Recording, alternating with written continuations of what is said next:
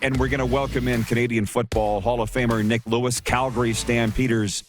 Great. I feel this is odd, Nick. It's like we're in each other's towns. You know what I mean? I'm here. This is your town, 100%. right? 100%. And I think the weather's better there. It generally is, as you know, but it's colder than we'd like here today, but not as cold as where you are. Hey, listen, before we talk about some CFL-related off-season topics, your take coming out of Wild Card Weekend in the NFL, there's some complaints that the games weren't as close as people would have liked. How did you feel about the football and the results this weekend in the National Football League? Well, some teams just trend upwards at the end of the season. You've seen that with San Francisco, right? Winning a lot of games down the stretch to get into the playoffs. Miami was another team that won, I think, 7 of 8 games at the end of the season to get into the playoffs. So they didn't make the playoffs. But when you see teams, just hit their stride at the right moment, it just does something different. DeAndre Hopkins going down for the Cardinals was a big blow for them. And if you notice, they didn't really have any power out there. A.J. Green's the type of receiver to be your number one. And that was the cause for them not having an offensive outburst as they normally would as well. Seeing Jesse Palmer, former CFLer, I think he was for a brief time in the CFL. For sure he was in the NFL, Ottawa guy.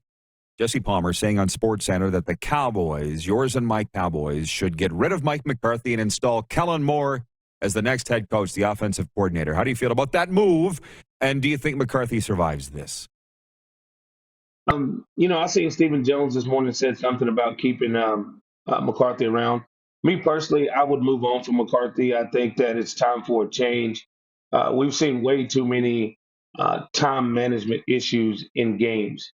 That's a little bit on McCarthy, but that's a little bit on Kellen Moore as well, who's the offensive coordinator. And I think Kellen Moore's offense is pretty good in the first 4 to 5 weeks of the season. Dallas puts up a bunch of numbers early in the year. But once everybody sees what their new wrinkles are, their offense kind of phases out. And they play in the worst division in football, and that allows them 6 games to put up godly numbers. And then when you match the games where they're playing playoff teams, they're not putting up great numbers, they're not scoring touchdowns. And those things are a big concern for me. So, I actually would like them to go out and get Flores to come in and, revamp what he had with Miami is nowhere near the talent they have with Dallas, right? So to understand what he did there, I would really love that move and bring in a staff that can really do some things. And you see what Shanahan does. It's like movement, right? They're moving linemen. They're moving people. Well, the Cowboys don't do anything. They run downhill. There's no motion in their run game. It's just straight downhill running.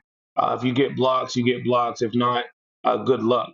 And we know Dak struggles when you can't run the football. And that's what happened.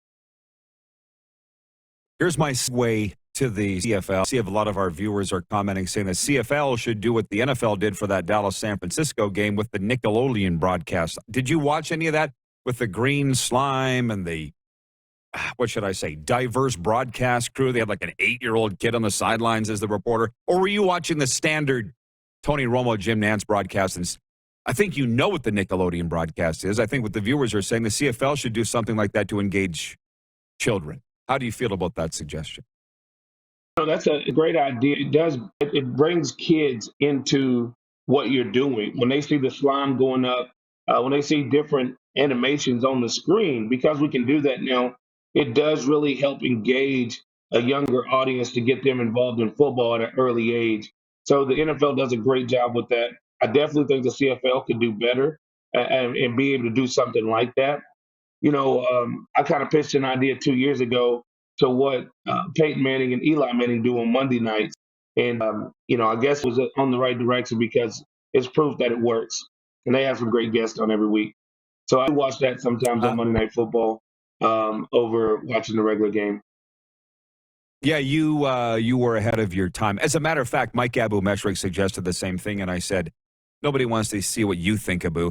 I guess I was wrong. I just thought I could watch a game with him and his buddies anytime. But no, what did you watch it last night, by the way, then the Monday Night Football Manning? I did not. Sometimes I watch it, sometimes I don't. I guess they had The Rock on there. And Larry Fitzgerald, too, right? What was it like last night? I didn't watch last night. I watched the regular class last night, just checking it out. I was kind of working on the computer at the same time, so really wasn't focused much on it. And it was just wasn't a very well played game by Arizona, right? So there was a lot of Yeah. mismatches in week one, like you said, starting this out. A lot of mismatches, Yeah. but looks good. Hey, next weekend should be a great weekend. You got the Chiefs and the Bills playing each other. You have another 49ers versus the Packers. Man, there's so many good games next weekend. It's going to be really good to watch. Yes, some wonderful rivalry matchups. To that CFL thing, as we are just over a month past the season, what's the number one story that you're seeing, following in the Canadian Football League right now? Always love having Jones in the league. I think it just helps promote the league. Seeing the moves that he's making, pulling off the trade, getting Tony Washington back to the Edmonton Elks, and it's really cool. And you see, it brings in Martese Jackson. Martese's name hadn't been called out very much in the last couple of years, but we all know how explosive he is when he's healthy and as a returner. So it's really interesting to see them going out. I mean, bringing the old crew back together with Jarius and McAdoo and Marcus Howell. I think that crew is tied at the hip, but bringing that crew back together, seeing what they can put together, and make another run at it. That was the last time they've all won a championship together. So being rejuvenated, Jones wants to be in one place a little bit longer now. So it's going to be really interesting to see what he does. So I'm just happy that there is some CFL news. I wish there was just more CFL news throughout the offseason. If you believe Jones, and by the way, I'm saying he's lying, just listen, we'll know Chris. And if another opportunity comes up, I'd love to know what ironclad contract they have in Edmonton to keep Jones there if he ever wanted to leave or if the NFL came calling it again. Listen, I don't think he sees the end of his contract there. I think it was a 4 or 5 year deal. Do you? How long do you think he stays in Edmonton? Well, I think the reason he went to the NFL the first time was to have a shot at going to the NFL and trying to make that run at being a head coach in the NFL. So that was the first time. And usually when we have the ability to go and do something, it changes our mindset. We've done it now. We can be okay to never do it again if it never presents itself. But I believe that Jones would need a great opportunity to go back to the NFL. Never say never, but I think it would have to be a better opportunity than it was the first time. But I don't think anybody else in the CFL is really going to pique his interest of leaving Edmonton to go there because, like the pickle, then he needs to be everything in that organization anyway. So he got everything that he wanted. And not just being the head coach and the defense coordinator, but being the GM and all those other titles that Jones can carry as well. So I think he's happy with that. Last one. We're in Calgary. Bo's dodging me. They tell me that he's in Texas till March, but that's fine. What do you see ahead for the Stamps, Nik? They haven't hosted a playoff game in a few years now, or at least they didn't last year. They were on the road to Saskatchewan. Do we see the Calgary Stampeders getting back on top of the CFL West anytime soon? I always think the Stamps are going to be on top, Rod. I mean, if you look at their track record, you look at what Dave does, how they construct their offense, how they're next man up. But you also look at the circumstances going into this past season. I think a lot of the players wasn't 100% sure if they were going to play or not.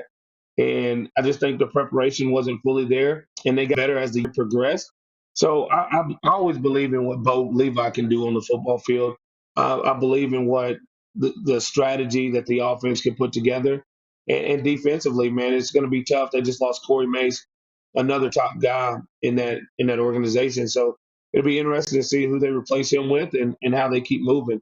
And I just want to say shout out to John Bowman and his first coaching opportunity in BC Lions. I mean, that's awesome. Absolutely. Nik, great ball discussion. Thanks for this, my man. Appreciate the time. Thank you. See you soon. Hall of Famer Nik Lewis joining us here as we broadcast live from Grey Eagle Resort and Casino, Calgary's entertainment destination. Hey, everybody. Thanks for watching the RP Show on YouTube. And don't forget, we're live daily on YouTube from noon to 2 Eastern. If you like what you see, hit subscribe. And if you like the program, check around for other segments of The Rod Pedersen Show here on YouTube.